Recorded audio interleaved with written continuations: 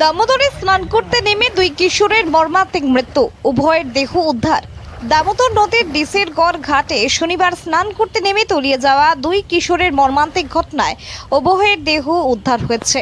রবিবার সকালে ডিসেরগড় ব্রিজের সামনে থেকে বার্নপুরের বাসিন্দা মোহাম্মদ তানভীর নামে এক কিশোরের দেহ উদ্ধার করে উদ্ধারকারী দল। এরপর বাঁকুড়া জেলার শালতোরা থানার পুলিশ দ্বিতীয় কিশোর মোহাম্মদ রাকিবের দেহ উদ্ধার করেছে। ঘটনার খবর পেয়ে নিহতদের পরিবার শালতোরা থানার উদ্দেশ্যে রওনা দিয়েছে। ঘটনাস্থলে সিভিল ডিফেন্সের বোট এবং স্থানীয়দের নৌকো করে তল্লাশি চালানো হয়। কুলটি থানার শাকতরিয়া ফাঁড়ির পুলিশও উপস্থিত ছিল। উদ্ধারকারী দল জানিয়েছে, দামোদরের তীব্র স্রোত এবং জলের নব্যতার কারণে তল্লাশি কাজে ব্যাপক চাঞ্চল্যের সম্মুখীন হতে হয়েছে। ডুবুরিদের বারবার জলের ওপরে উঠতে হয়েছে। স্থানীয়দের সহযোগিতায় অবশেষে দুজনের দেহ উদ্ধার হওয়া সম্ভব। এই ঘটনায় এলাকায় গভীর শোকের ছায়া নেমে এসেছে। স্থানীয়রা নদীতে স্নানের সময় সতর্কতার ওপর জোর দিয়েছেন। পুলিশ ঘটনা তদন্ত শুরু করেছে।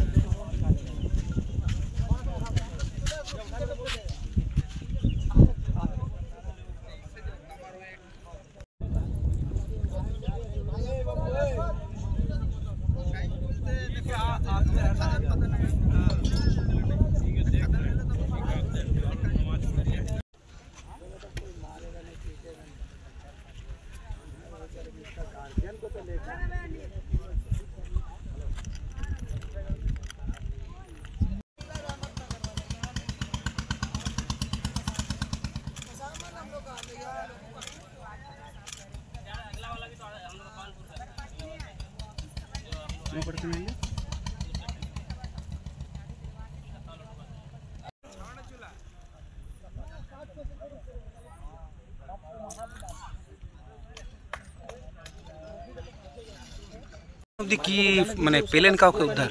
একটা সকালে ভেসে উঠেছে বডি ব্রিজের সামনে, ওটা উদ্ধার করেছি। দ্বিতীয়ত আমরা খোঁজ চালাচ্ছি, আর একটা আছে, সেটার জন্য আমরা সকাল থেকে খোঁজ চালাচ্ছি। দু তিনবার আরও নেমেছি, 2-3টে স্পট নেমেছিলাম, খোঁজ চালিয়েছি নিচে, কোনো পাওয়া যায়নি। আমাদের এখানে কি মানে খুঁজতে কি অসুবিধা হচ্ছে? অসুবিধা বলতে এখানে জলের প্রেসার আছে, বডি নিচে থাকার সম্ভাবনা নেই, পাথরের যে গর্ত সেটাও নেই, বালি আছে, ভেসে যাওয়ারই বেশি আছে, চান্স বেশি আছে।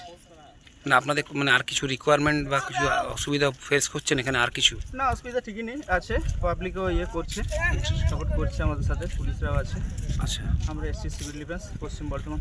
আপনার নাম? আমার নাম সৌরভ খান, আমার আরও মেম্বাররা আছে। আপনারা কতজন কাজ করছেন এখানে? আমরা এখন এখানে এসছি 8 জন। আপনাদের বোটও তো আছে? হ্যাঁ, বোট আছে।